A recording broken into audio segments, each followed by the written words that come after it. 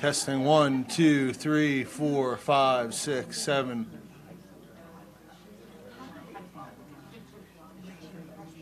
Yeah, there you go. You're on the right, you're on the right. Actually, I'm on the left.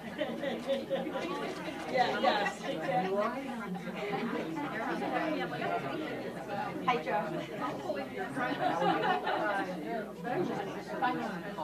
Hi, nice to meet you. So nice to meet you. I'm with the Department of Health. The office is itself. Let me get my card. Yeah, absolutely. So nice to meet you. Nice to meet you.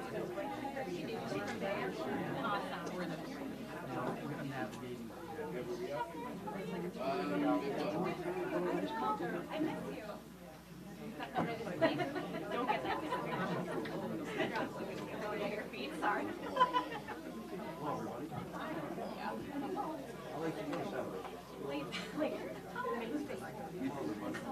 Very nice to see you.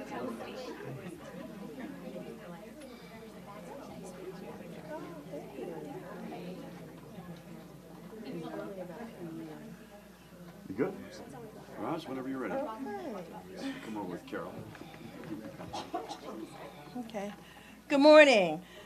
I'm Rosalind Rogers Collins, President and CEO for Planned Parenthood of Metropolitan New Jersey, and on behalf of my colleague Joseph Alafante, who is President and CEO for the New Jersey Family Planning League, we welcome you on this historically frigid morning. The 10 agencies in the New Jersey Family Planning League service network reflect a diverse and vital component of the state's public health infrastructure for low-income women, men, and teens. To Governor Phil Murphy, First Lady Tammy Murphy, Department of Health Commissioner Dr. Sharif Elnahal, Department of Human Services Commissioner Carol Johnson, and elected officials, I thank you for being here with us today. A little more than a year ago, I stood on a stage in Trenton, and I had the pleasure of introducing Governor Murphy as he prepared to sign the bill which restored New Jersey family planning funding.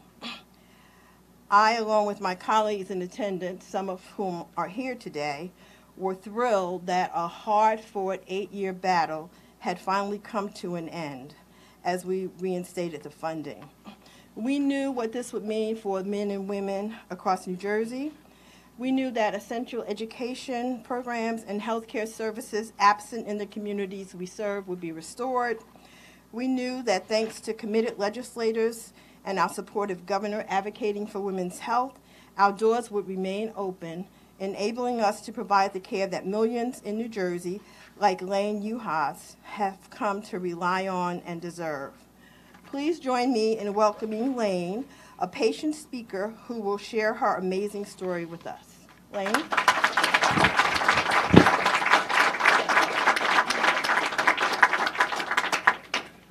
Good morning. My name is Lane Uhas, and I am one of the thousands of women who has benefited from the restoration of state family planning funding.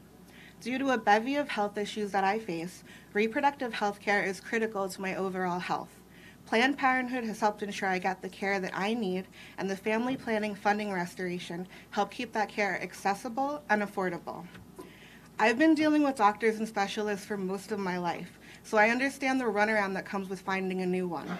Looking for a provider at least somewhat close to me, finding someone who takes my insurance, calling to see if they accept new patients, hoping and waiting for one to finally accept me.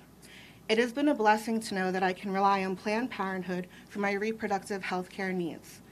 Because of their health centers, I have been able to keep up with my yearly wellness appointments, receiving Pap tests, STD screenings, and breast exams.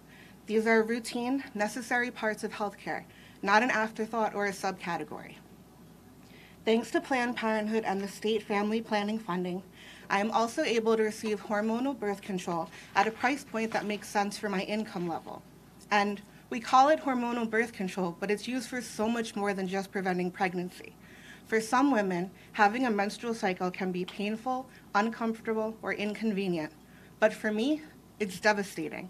My joints and muscles are unsteady on the best of days. But during a regular menstrual cycle, my physical functioning nosedives to the point where I can't even sit up in bed without assistance. It causes a massive amount of pain and prevents me from doing basically anything. But because of Planned Parenthood, I have a reliable source of hormonal birth control that helps to literally keep me on my feet. Without this one medication, I would lose a week of productivity, of happiness, of life every month just because my body works differently. I am incredibly grateful for the work of Governor Murphy, the New Jersey Family Planning League, and Planned Parenthood for giving me the freedom to make my own decisions about my reproductive health care and what my body really needs. This funding helped keep health center doors open, helped keep services accessible and affordable for people like me, and helped make New Jersey a healthier place. And now, it is my honor to introduce Governor Phil Murphy. Thank you, Lynn. So well done. Thank you. Wow. Thank you. That is right up there with a tough act to follow. So, Lane, thank you. More on you in a minute. Good morning, everybody. Good morning, class. Algebra 2, memories coming back.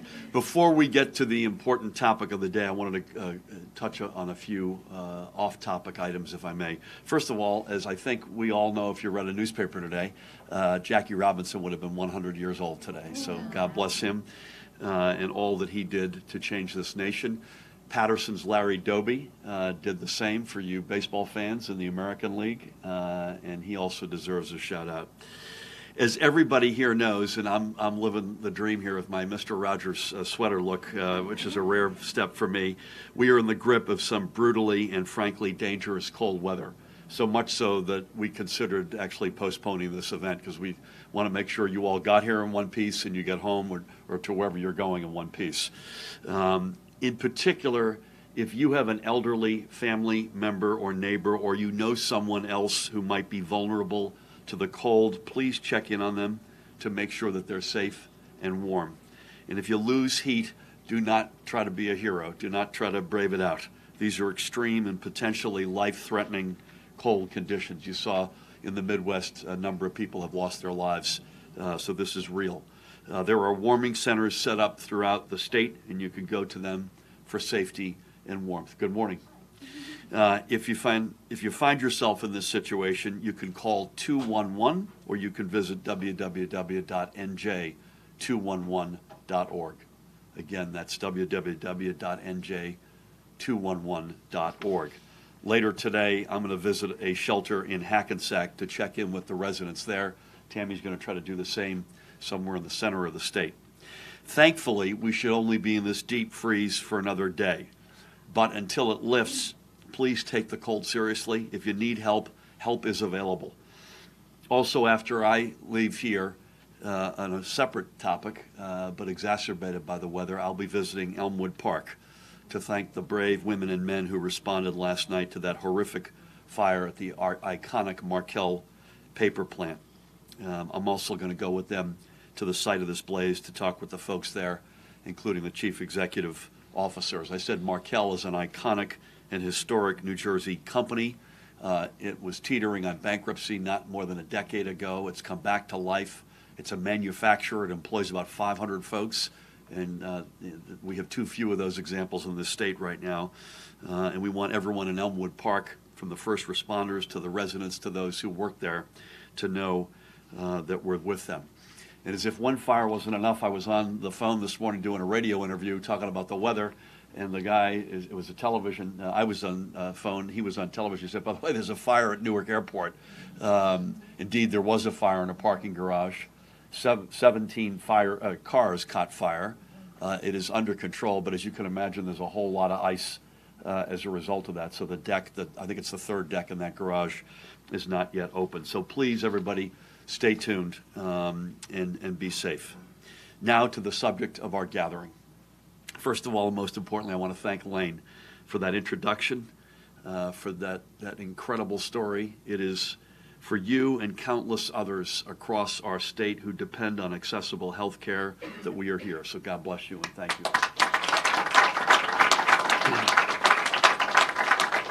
Thank you, Roz, for everything, for your great welcome, and for all you and Planned Parenthood of Metropolitan New Jersey do to ensure that women have access to all the vital services they need for a healthy life. It's great to see you again. It's always great to be standing with you.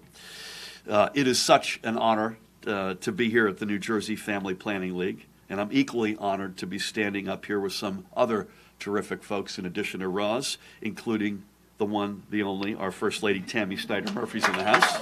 Yeah. Also to her left is our Commissioner of Health, Dr. Sharif El-Nahal. Sharif, great to be with you. And to my right, our Commissioner of Human Services, Carol Johnson. Carol.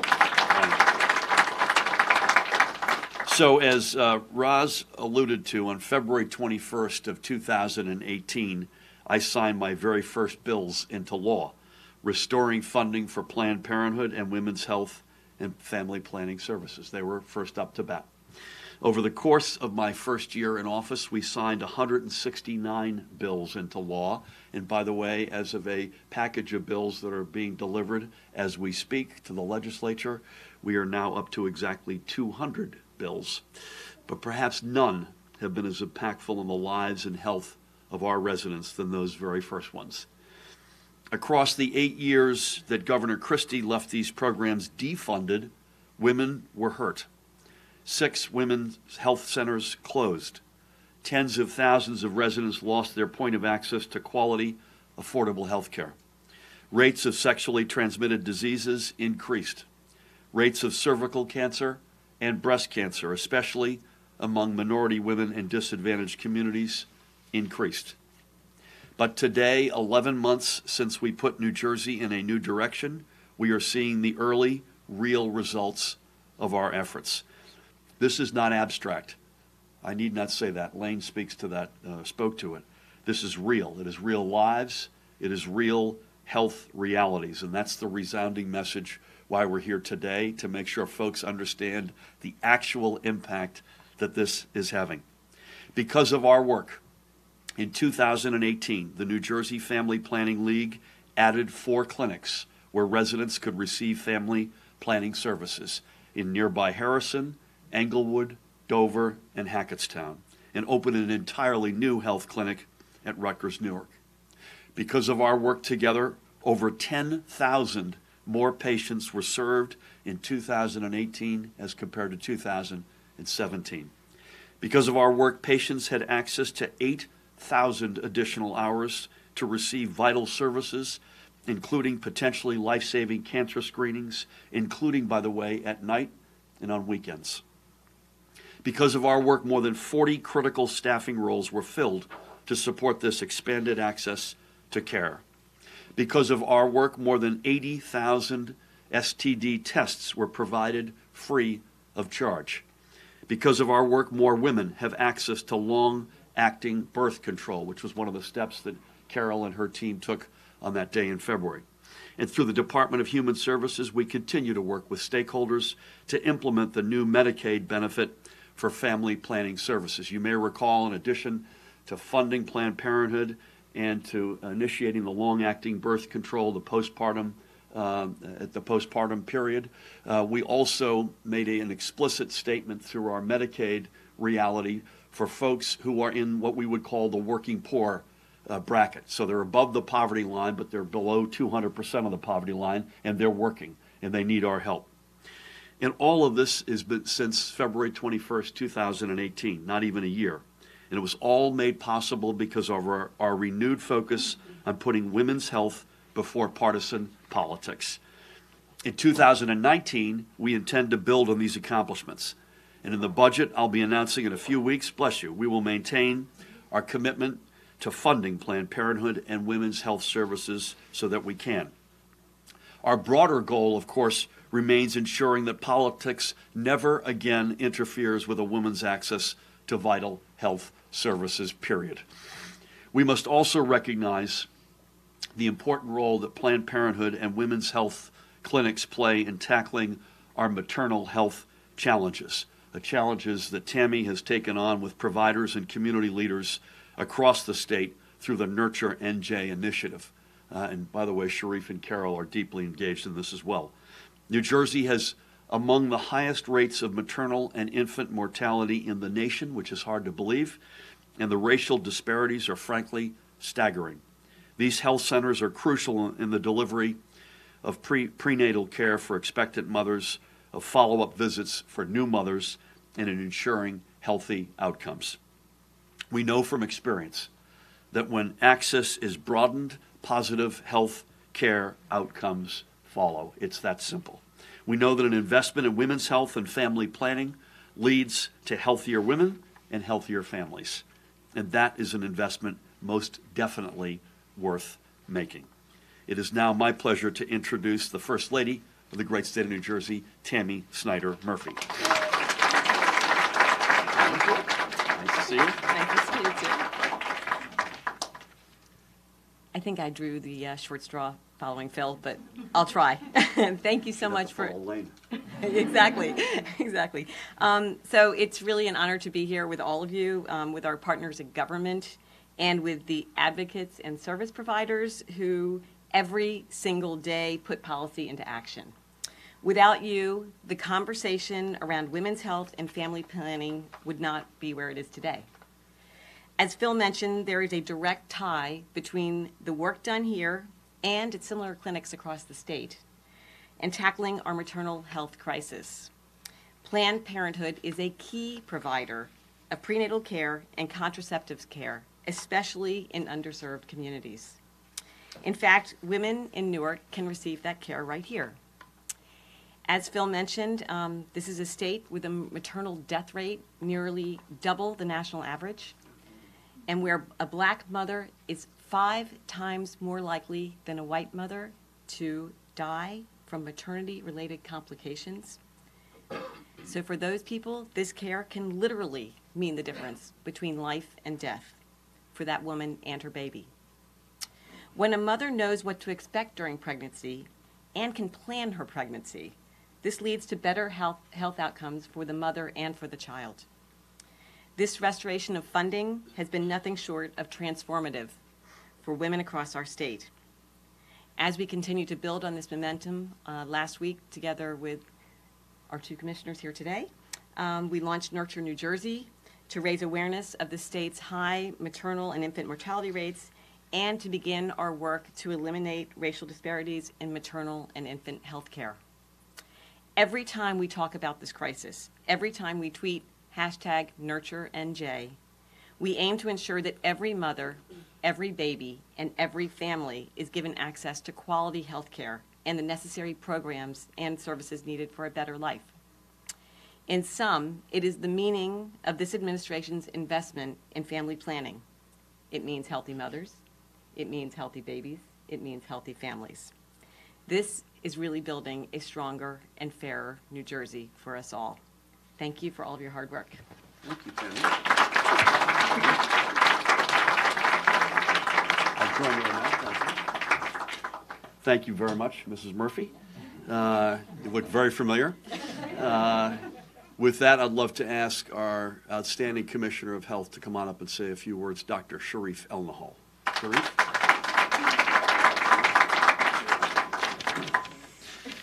Good morning, and thank you all for coming to this event, and of course to Governor Murphy and First Lady Tammy Murphy for safeguarding the health of all of our residents, including women and their families. Of course, also to the family planning providers in our network. Proud to say that the funding that the governor restored comes from our department, and we proudly support the Family Planning League in all of the efforts that we're bragging about today in terms of the expansion and the services provided.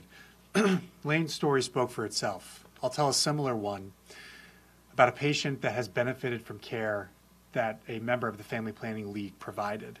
It's a young woman who had symptoms of what she thought was an STD, and not knowing where else to turn, she decided to go to a family planning clinic to see if they could help. As part of her care, they encouraged her to get a pap smear, which showed an abnormal result. She came back for her biopsy, and it showed early stage cervical cancer.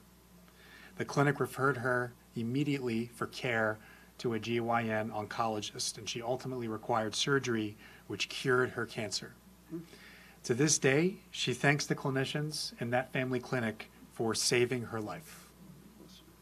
Let me be unequivocal about what the New Jersey Family Planning League and Planned Parenthood do for women and families in this state every single day. Family planning is health care. Family planning is social justice. And yes, family planning services save lives. Nobody in our team appreciates this more than Governor Murphy and First Lady Tammy Murphy. Their leadership and support for our department's work has been absolutely crucial for affording affordable, quality health care to so many women and families. And restoration of this funding was a long time coming, and I'm grateful to the governor for taking this action. But he has also held us accountable for translating that funding into action. You've already heard the governor talk about how Planned Parenthood and the League have delivered thousands of additional patients served, clinic hours extended, dozens of new healthcare professionals hired, tens of thousands of healthcare screening services provided, including screening for breast cancer, cervical cancer, and STDs. And just to add a bit of color, family planning sites have increased free STD screenings by 40% in just this past year alone. Critically important given the increases that we've seen in these diseases over the last 8 years. And in the last 5 years in particular, New Jersey has seen an increase of 24% in chlamydia, 35% in gonorrhea. If these go unaddressed, health consequences result. Additionally, all family planning clinics will begin to offer pre-exposure prophylaxis, also called PrEP, for HIV prevention this coming year. PrEP is a daily medication that, if taken by certain higher risk groups, you can reduce a person's chances of contracting HIV by 92%. It will help in our overall goal that the governor has endorsed of eliminating the HIV epidemic in New Jersey by 2025. Again, family planning clinics are critical pillars in achieving this goal. As a physician, what often speaks to me most is what family planning clinics do as healthcare providers that women encounter in a given year. They're often the only provider that any woman sees, some women might see in any given year. They provide critical primary and preventative health care services to patients, a gateway to other services, including treatment for high blood pressure, diabetes, substance abuse, and mental health issues, and more. In this way and more, family planning is health care. These clinics also provide services to individuals who are otherwise uninsured or underinsured, underpinning how critical state and federal funding is to their mission. Again, in this way and more, family planning is social justice. And finally, as we saw from Lane's story and the patient story I just provided, this funding, coupled with $32 million to reimburse our community health centers for comprehensive health services, $12 million for cancer screening and prevention, all contribute to detecting cervical and breast cancer early enough to cure them. And in this way and more, family planning saves lives. So thank you again to the governor for making health, and in particular women's health, a key priority, and to the Family Planning League and all of its healthcare workers on the front lines beside women and family every single day. Thank you.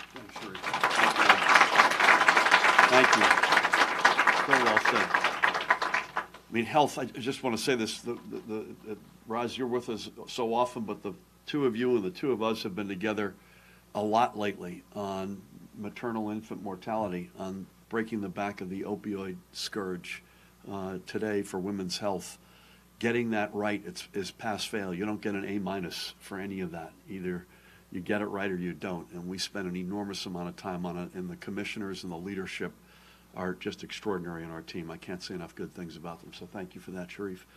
Speaking of which, another great leader in our administration who's all over all these issues, our Commissioner of Human Services, Carol Johnson.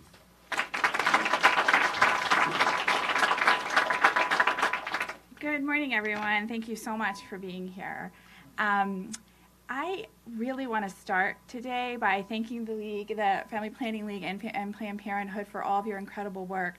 But I just want to say what a difference a year makes.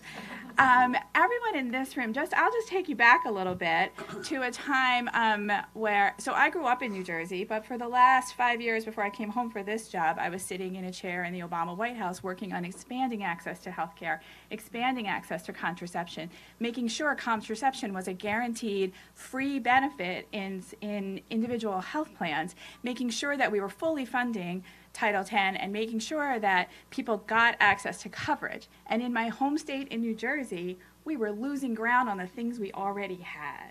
And it's just astonishing to me. New Jersey is a sophisticated state that had been leading the way in healthcare for years and years. And at a time when the national debate was changing, New Jersey was losing ground. And that all changed when Governor Murphy took office. And that all changed when Governor Murphy signed this legislation to restore family planning funding. But the governor also said to us, that's not enough. What more can we be doing? And so that's what my department has been working on in conjunction with Sharif and others and the First Lady, is making sure that we're continuing to build on not just restoring the funding, but making sure that we're modernizing our Medicaid benefits, making sure that we all know, everyone in this room knows, because you're the advocates who have fought for this, you know long-acting reversible contraception is the most effective form of contraception. In New Jersey Medicaid, we didn't make that an option postpartum. That's the moment when a woman is ready to make that choice, and it's the easiest moment for her to do it, and we didn't cover it then. So we've changed that policy.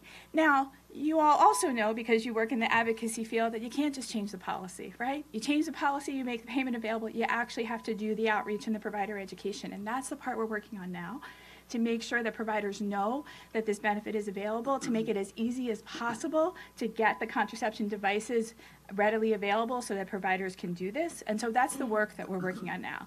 In addition, as the governor mentioned, we are creating a family planning benefit, creating a whole new eligibility category for people above their Medicaid expansion population up to 200% of the federal poverty level. That means women in New Jersey making about $24,000 a year, single women, will be able to get family planning through our Medicaid benefit as soon as we get that. And you all are working with us on the development of that policy proposal. So there's more work to do, and we continue to do it together with you in this room, and thanks to the leadership of the governor and the First Lady. As the First Lady pointed out, there's so much work for us to do on reducing risk factors for infant and maternal mortality. So in Medicaid, we are expanding. We have made it easier to get tobacco cessation services. We have made it easier to get diabetes prevention benefits, because we know if we reduce those risk factors, we will help at least try to turn the tide in this larger challenge. So with that, I will wrap up, but I will just want to say thank you to Lane, who speaks for so many of us who, at some point in our life, as many people in this room did, including myself, went to Planned Parenthood when we needed affordable and accessible and, frankly, culturally accessible contraception. Thank you.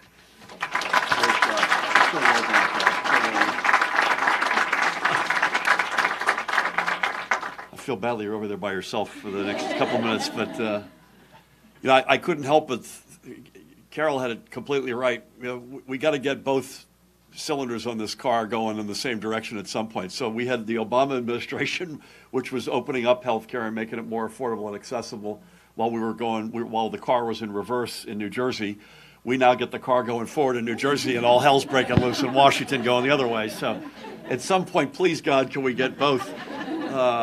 And today, again, if there's nothing else to say to frame today, this is not abstract. This is real. These are real lives that are being impacted, and I'm happy to say across the board for the good. So time for a couple of questions from the press, if that's right. Joan, you count, by the way. You're a member of the Fourth Estate if you've got anything you want to ask. But anybody have anything they want to ask? Gentlemen, David, I think you had your hand up first. Governor, what was your problem with bill that extended emergency assistance benefits to the homeless that you vetoed today? Well, here's what I'm going to do on any of the bills that are getting delivered today. We're going to put a press release out, David, sometime, I think, in the next hour or two, and I'm going to let that speak to any bill, any actions that we've taken, if that's all right. Dustin. You mentioned that you plan to maintain the funding in your next budget. You're going to keep it at 7.5 or above? Too early to determine. I would love to be able to find more money, let there be no doubt about it. But we're committing today to at least keep it where we got it to, which was a big lift, but a lift. Look at you heard today what the payback from that lift has been. If we can find more, we'd love to put more in there, but at least we want to keep doing what we're doing. Please. You to say anything on minimum wage?